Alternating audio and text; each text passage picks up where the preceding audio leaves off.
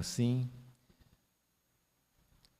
Sejam todos muito bem-vindos à nossa casa, que nós possamos chegar mentalmente, espiritualmente aqui também.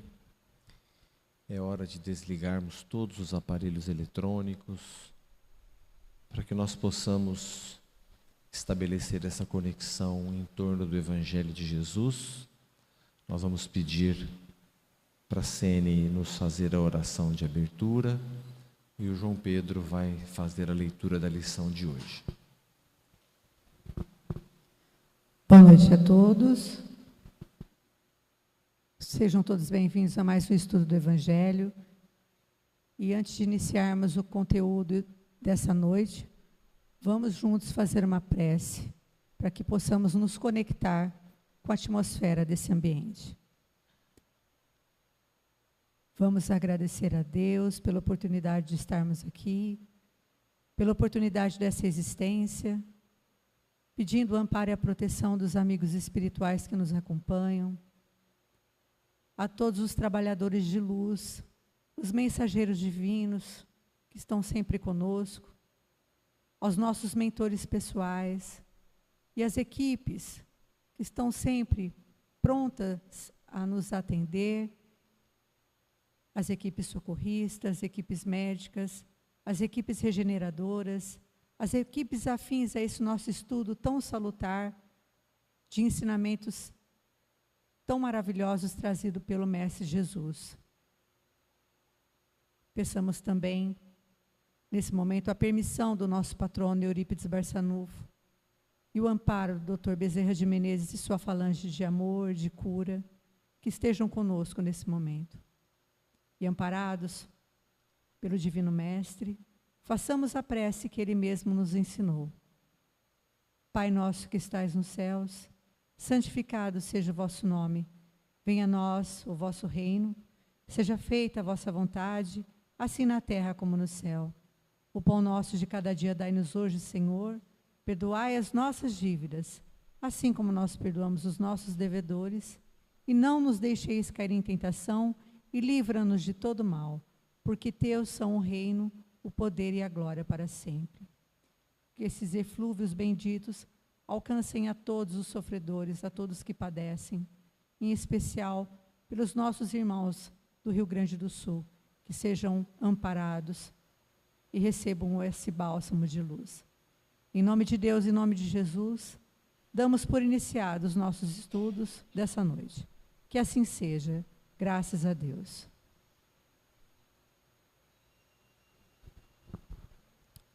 Boa noite a todos. Hoje, então, dando sequência à leitura do capítulo 17, nós vamos ler o item 3, o homem de bem.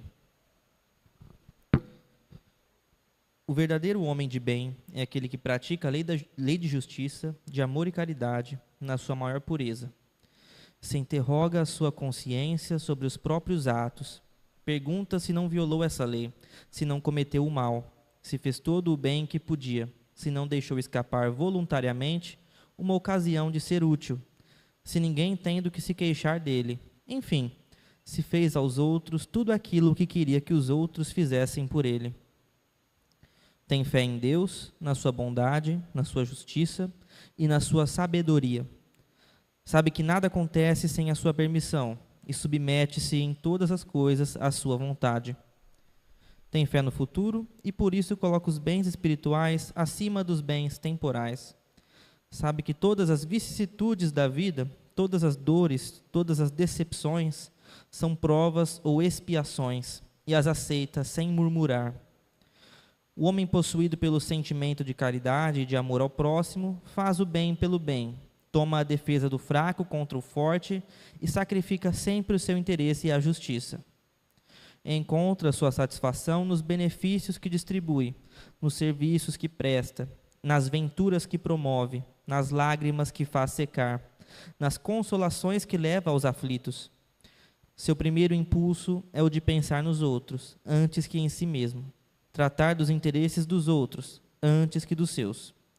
O egoísta, ao contrário, calcula os proveitos e as perdas de cada ação generosa. É bom humano e benevolente para com todos, sem distinção de raças nem de crenças, porque vê todos os homens como irmãos. Respeita nos outros todas as convicções sinceras e não lança o anátema aos que não pensam como ele. Em todas as circunstâncias, a caridade é o seu guia. Considera que aquele que prejudica os outros com palavras maldosas, que fere a suscetibilidade alheia com seu orgulho e o seu desdém, que não recua à ideia de causar um sofrimento, uma contrariedade, ainda que ligeira, quando a pode evitar. Falta ao dever do amor ao próximo e não merece a clemência do Senhor. Nem tem ódio nem rancor, nem desejos de vingança. A exemplo de Jesus, perdoa e esquece as ofensas, e não se lembra senão dos benefícios, porque sabe que será perdoado conforme houver perdoado. É indulgente para as fraquezas alheias, porque sabe que ele mesmo tem necessidade de indulgência, e se lembra destas palavras do Cristo: aquele que está sem pecado, atira a primeira pedra. Não se compraz em procurar os defeitos dos outros, nem a pô-los em evidência. Se a necessidade o obriga a isso, procura sempre o bem que pode atenuar o mal. Estuda as suas próprias imperfeições e trabalha sem cessar em combatê-las. Todos os seus esforços tendem a permitir-lhe dizer, amanhã, que traz em si alguma coisa melhor do que na véspera. Não tenta fazer valer nem o seu espírito, nem os seus talentos, às expensas dos outros. Pelo contrário, aproveita todas as ocasiões para fazer ressaltar as vantagens dos outros. Não se envaidece em nada com a sua sorte, nem com os seus predicados pessoais, porque sabe que tudo quanto lhe foi dado pode ser retirado. Usa, mas não abusa dos bens que lhe são concedidos, porque sabe tratar-se de um depósito do qual deverá prestar contas, e que o emprego mais prejudicial para si mesmo, que poderá lhes dar, é pô-los ao serviço da satisfação de suas paixões. Se nas relações sociais alguns homens se encontram na sua dependência, trata-os com bondade e benevolência, porque são seus iguais perante Deus. Usa sua autoridade para erguer-lhes o moral, e não para os esmagar com seu orgulho, e evita tudo quanto poderia tornar mais penosa a sua posição subalterna. O subordinado, por sua vez, compreende os deveres da sua posição e tem o escrúpulo de procurar cumpri-los conscienciosamente. Vê capítulo 17, item número 9.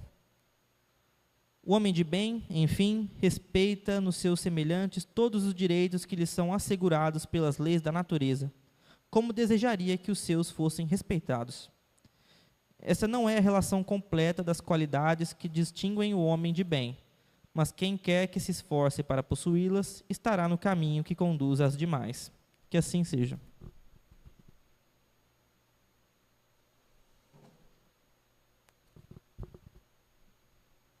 Obrigado, João. Uma vez mais, boa noite a todos. Graças a Deus, nós estamos reunidos uma vez mais em nome de Jesus e vamos tentar apalpar, uma mensagem tão sublime que, com muita clareza, já esmiuça para a gente essas questões do homem de bem. E homem, aqui nós estamos falando ser humano, O início desse capítulo, que foi segunda-feira passada, com a Lilian, tem o título de Sede Perfeitos. E nós somos imperfeitos. Mas já conferimos que assumimos a nossa imperfeição, mas tomamos a decisão de ser imperfeitos, porém úteis. E sempre que nós tivermos a oportunidade de ser útil, nós estaremos fazendo o bem. Aquilo que já está ao nosso alcance, levar para quem não está ao alcance. O tempo todo nós podemos fazer isso. Podemos fazer isso aqui na casa? Podemos. A nossa casa mantém uma creche com 100 crianças, tão bem administrada que a prefeitura pediu para a gente administrar uma creche uma escola deles, no Heitor Rigon. A Vovó Meca, no Geraldo de Carvalho, nós construímos e mantemos. O Heitor Rigon, a Eduardo Diniz Junqueira, é da prefeitura, mas nos pediram para fazer a gestão. E nós estamos fazendo. Somando as duas, 400 crianças sob a nossa responsabilidade. Estamos reformando o ginásio Apóstolo Paulo, nos Campos Elíseos, que vai atender adolescentes. Na casa do vovô, idosos. No lar do vovô Albano, idosos. 60 casas em Ribeirão Preto, na clandestinidade. A gente ouve sempre falar do lar Padre Euclides, né? E do nosso pai, do Gilberto Sampaio, que trabalhou tantos anos lá. O lar do vovô Albano, a casa do vovô, o lar dos velhos, mas tem 60 na clandestinidade em Ribeirão. E clandestinidade não significa necessariamente que são depósitos de idosos, mas são casas que ainda não conseguem cumprir todas as exigências que a vigilância sanitária exige, que as normas exigem, mas estão atendendo bem. E a cidade está buscando uma forma de que elas não estejam mais na clandestinidade, porque nós estamos vivendo mais. E a cidade não se preparou para cuidar desses idosos. Nós estamos vivendo em média 76 anos. Há bem pouco tempo atrás, a nossa idade média era muito menor. E a cidade não tem nenhum lar de idosos público. Ela conta com quem? Com a sociedade civil, com as ONGs, como a nossa. As ONGs, então, aprontam uma estrutura e fazem um convênio. Essas pessoas que estão dedicando parte do seu tempo a fazer isso, estão fazendo bem? Estão. São imperfeitos? São, como nós. Mas que tomaram a decisão de serem imperfeitos úteis.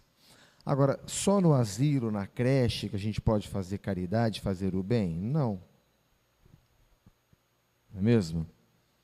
Nós podemos fazer o bem o tempo todo. A Sene nos inspirou a orar pelos nossos irmãos no Rio Grande do Sul. Nós estamos assistindo um fenômeno climático que a ciência vem repetindo há anos, que nós estávamos numa crise climática, e porque continuamos arremessando toneladas de CO2 para a atmosfera, agrava-se o efeito estufa, e nós agora descambamos para uma emergência climática. Então, o que caiu de água ali no Rio Grande do Sul é porque nós estamos aqui na nossa região com uma bolha de calor que essa frente fria não chegou até nós. Quem tem amigo que faz aniversário nessa época do ano vai se lembrar que a gente punha roupa de frio. O colega nosso que não foi ao almoço ontem em benefício das obras do ginásio, mas enviou 6 de seus funcionários, porque ele já fez essa festa para a gente, enviou 6 dos seus funcionários, e nós lembramos que no aniversário dele, o Gula Biagi, é um banqueteiro da nossa cidade. O aniversário dele sempre foi um frio de pôr roupa grossa.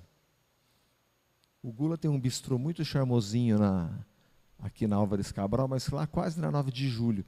E ele punha luz de velas, uma coisa, um frio gostoso de pôr roupa, e um calor. E na cidade de Santa Maria, hoje é segunda, na sexta-feira, de todos os climatologistas que medem os índices de chuva no mundo inteiro, das 10 cidades que mais caiu água no mundo, Santa Maria foi a cidade que mais choveu no mundo.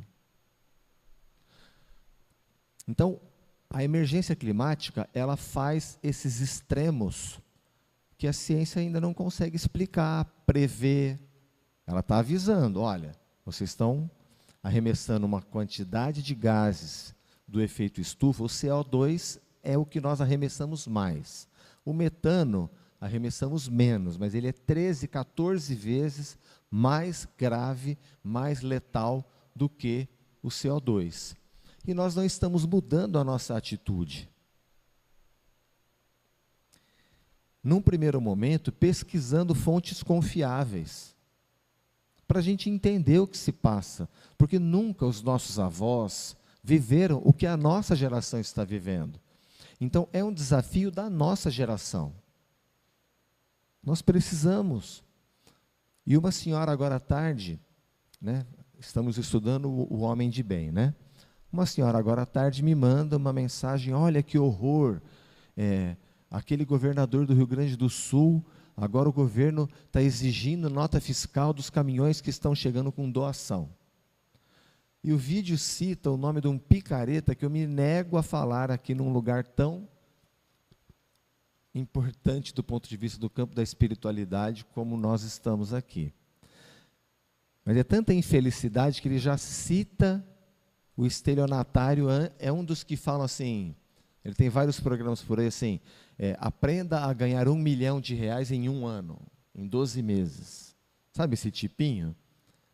É ele que fala isso, de que, agora, puxa vida, pode estar havendo algum delinquente tentando passar uma mercadoria sem nota? Pode. Mas será que você acha que, como é que pode? E está lá, né? Então nós estamos estudando o homem de bem, e a gente sabe que lá no Decálogo, Moisés fala não, não, não, não. Moisés não, né? O Espírito que ditou as mensagens, Moisés psicografou, entalhando em pedra os 10 mandamentos. Não prestarás falso testemunho. No Espiritismo, desde 1857, quando nasceu o Livro dos Espíritos, Kardec fala, é preferível rejeitar 10 verdades a aceitar uma mentira. O nosso estimado professor Allan Kardec, que teve o trabalho de escrever e de erigir, de construir um edifício doutrinário que não se encontra falha, porque ele aplicou esse critério tão rigoroso. E a gente vê espírita com o dedo lá no WhatsApp mandando mentira, espalhando mentira. Está fazendo bem ou está fazendo mal? Então, é evidente que ele começa dizendo, sede perfeitos. São palavras de Jesus. Sede perfeitos como perfeito é o vosso Pai Celestial. Ok. Estamos a caminho, né? E nós vamos conseguindo, através de Jesus, apalpar essas questões. Por isso que nós, os cristãos, temos essa gratidão a Jesus de Nazaré, porque ele nos trouxe uma forma de pensarmos, de apalparmos essas questões que são muito sutis, são muito elevadas. Então, quando ele fala, ama o teu inimigo, bendiga aquele que te calunia, ora por aquele que te persegue. A hora que ele passa essas lições de casa para a gente, vamos chamar assim, na cartilha do beabá do Evangelho que nós estamos matriculados, aqui nesse Hospital Escola Planeta Terra, hospital porque estamos tratando as nossas neuroses, as nossas expiações, e estamos aprendendo uns com os outros. E de nós não partirá falso testemunho. Nós vamos checar a informação antes de passar para frente. Então, nós que estamos aqui, matriculados nesse hospital escola, nós temos uma gratidão, até porque o Allan Kardec ele vai mais a fundo ainda, que é evidente que você vai encontrar alguém que um dia pisou no seu calo, que um dia foi ingrato, que um dia foi infiel, que um dia foi traiçoeiro. É evidente que você vai estar atento para defender a sua lavoura. Ora, nós temos que aprender a defender a lavoura da gente. Aqui na terra é assim, você planta uma semente, arranca um capim. Planta uma semente, arranca um capim. E o tempo inteiro nós estamos fazendo isso aqui. Porque se a gente não defender a nossa lavoura, o ladrão rouba. Né? Então nós temos que aprender a desenvolver a autonomia da autoconstrução e da autossustentação. Nós estamos fazendo bem a nós mesmos? Estamos. Nós estamos construindo a nossa autonomia para não pesar para a sociedade? Estamos. Ah, mas tem gente que está pesando. Tem. O dispensário Eurípides vai estudar essa situação. Não teve as mesmas oportunidades, está passando pelo período de pandemia, perdeu o emprego. Nós vamos levar uma cesta básica. Para sempre? Não, por um período. Para não virar cliente, senão vira clientelismo, uma forma de você trazer para perto e criar dependência. Não, nós queremos a independência. Tá, nós tivemos oportunidades de autoconstrução, para o estudo, para a aquisição do emprego, para a construção da casa, para a compra da casa, do carro, da possibilidade de usar um transporte público, que ainda não é gratuito, mas deveria ser, pelo tanto que se gasta. Então, nós temos algumas oportunidades que alguns irmãos nossos não têm. Vamos lembrar daquela revelação de uma lei universal que nós tomamos contato pela escola cristã. Muito será pedido a quem muito foi dado. É justo. É justo. Muito será pedido a quem muito foi dado. Então, os talentos que nos foram confiados, aproveitando uma expressão de Jesus de Nazaré, nós temos o dever, segundo a lição, segundo a revelação, de multiplicar. Eu falo revelação porque Jesus não é o criador dessa lei. Ele revela, e ensina, e explica, e dá o exemplo. Então, percebe que nós vamos ter essa oportunidade, através do Evangelho, de apalpar essas questões e entender, então, qual é o caminho. Jesus diz, eu sou o caminho, a verdade e a vida, e ninguém subirá até o Pai senão por mim. Mas não através dele, pessoa física. Como é que você chama? Mateus, amigão, pega uma pulseirinha, você está comigo, está no camarote. No João Rock é assim, né? Mas, na fábrica também, né? Mas, na ascensão, na contínua ascensão espiritual, não é assim. Como que é? Na contínua ascensão espiritual. Aquela outra revelação que Jesus nos traz. A cada um será dado segundo suas obras. O espalhador de fake news, ele está perdido, e muitas vezes perde a posse do juízo, porque não tem um veículo confiável que ele acompanha. Qual veículo? Um jornal, uma rádio, uma TV? Um veículo para ler 1, 2, 10, 20, 200 vezes. Porque com o passar do tempo, a gente vai aprendendo a distinguir. E se a gente não fizer isso, nós vamos estar desinformados. E a desinformação é campo fértil para o aproveitador, para o pilantra. Agora, a responsabilidade de quem? De Jesus de Nazaré? Não. De Deus? Não. Do seu Eurípides? Não. É nossa. Nós estamos promovendo a nossa autoconstrução, ou nós estamos na preguiça, ou nós estamos na desinformação. Lei de causa e efeito, o efeito é esse, qual é a causa? É uma sociedade desinformada. Então percebe que os países desenvolvidos, eu não acredito que Deus falou assim, ali serão pessoas que serão felizes e aqui serão pessoas que são infelizes. É um processo de autoconstrução. E se nós estamos reencarnados aqui agora, é responsabilidade nossa. Nós podemos fazer o bem, podemos não fazer nada, o que é uma atitude também, e nós podemos fazer o mal. Não fazer nada é aquele que enterrou o talento. Jesus trouxe a revelação. Seja expulso às trevas exteriores, onde haverá choro e ranger de dentes. E aí a gente fala, mas ele devolveu. Martinha, ele devolveu, mas ele tinha que ter multiplicado. E por aí vai. Nós estamos estudando o homem de bem. Cada um aqui vai fazer a sua análise. Vamos pegar mais alguma questão. A questão que ele fala, usa, mas não abusa dos recursos que tem. O perdulário não está ajudando, porque ele não está sendo criterioso em como gastar aquilo que ele tem. Ele muitas vezes está bancando um luxo, uma coisa desnecessária, ele está abusando. E nós, estudando a lei de conservação, Eu já repeti isso aqui várias vezes, né? A lei de conservação, ela está lá no Livro dos Espíritos, parte 3ª, onde o Kardec pergunta que é relativo à questão do supérfluo e do necessário. E é relativo mesmo. E a vida conspira em favor do necessário. E como nós vamos distinguir? O Espírito responde claramente pela intuição. Vamos parar para pensar se isso realmente é necessário. O vestir é necessário, a ostentação não. O comer é necessário, o abuso não. O dormir é necessário, o abuso não. E assim sucessivamente.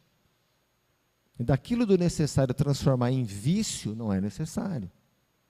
Como é que a gente aprende isso? Olha, vivendo e arcando com as consequências.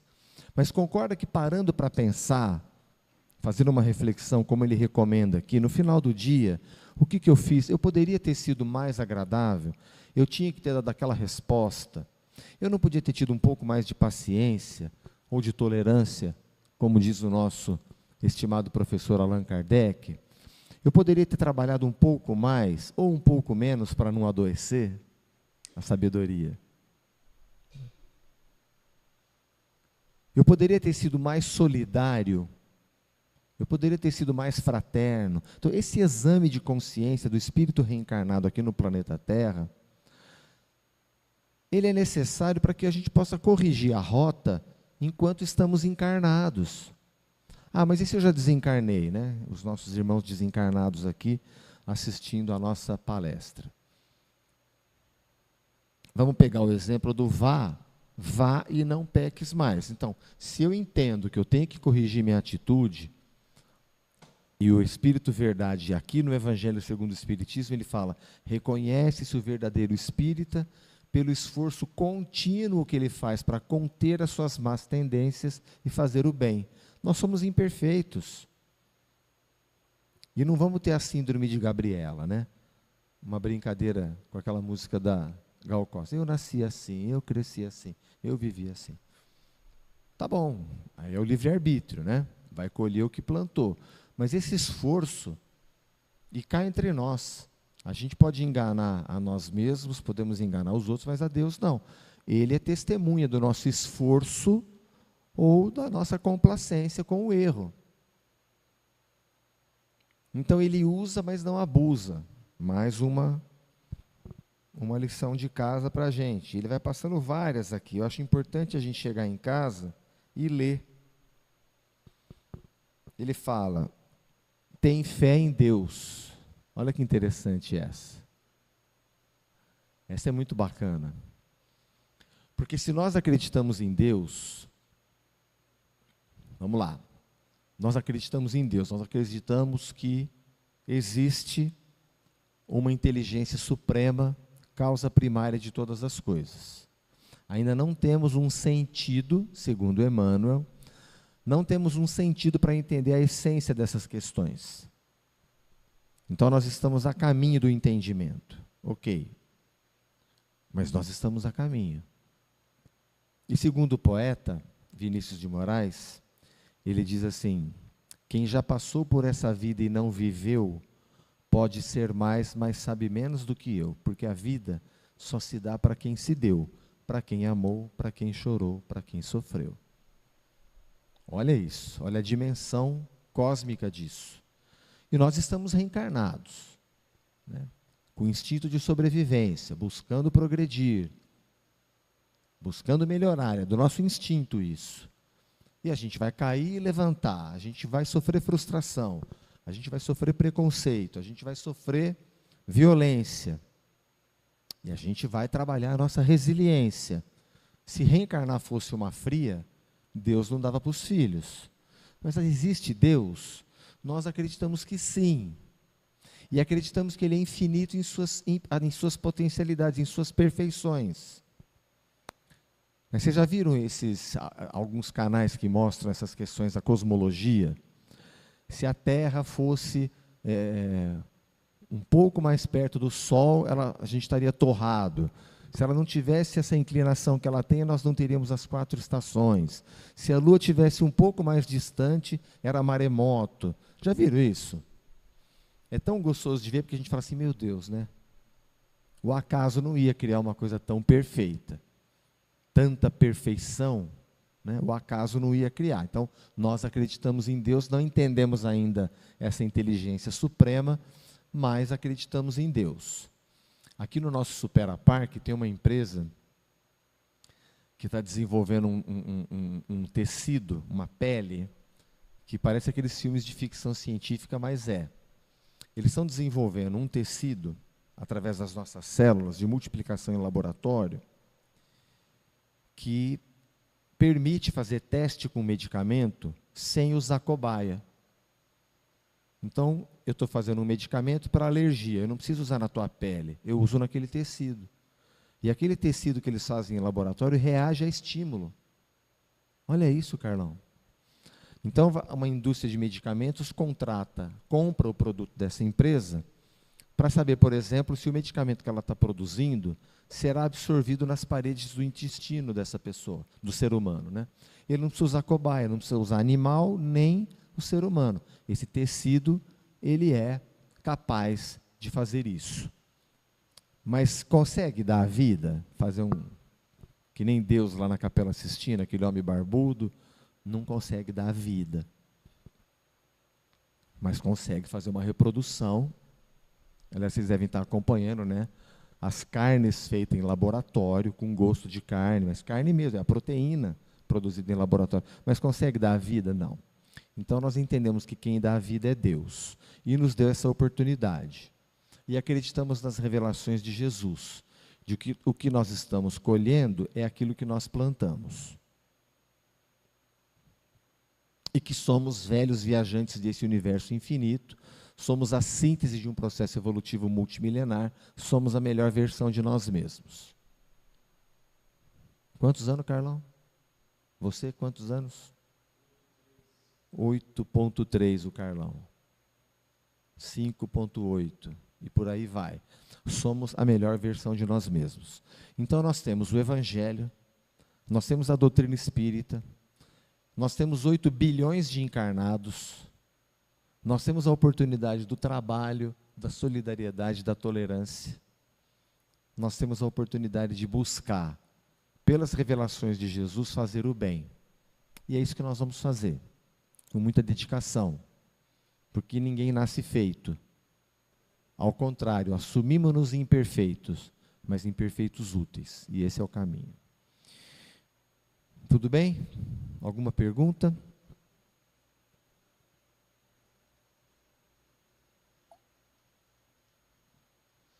Então, sob a coordenação da Sene, eu peço que os nossos médiuns se posicionem para a transmissão dos passes. O nosso pianista ao piano. E nós vamos aproveitar esses momentos e mentalizar os nossos lares, os nossos familiares, o nosso ambiente de trabalho, os nossos colegas de trabalho.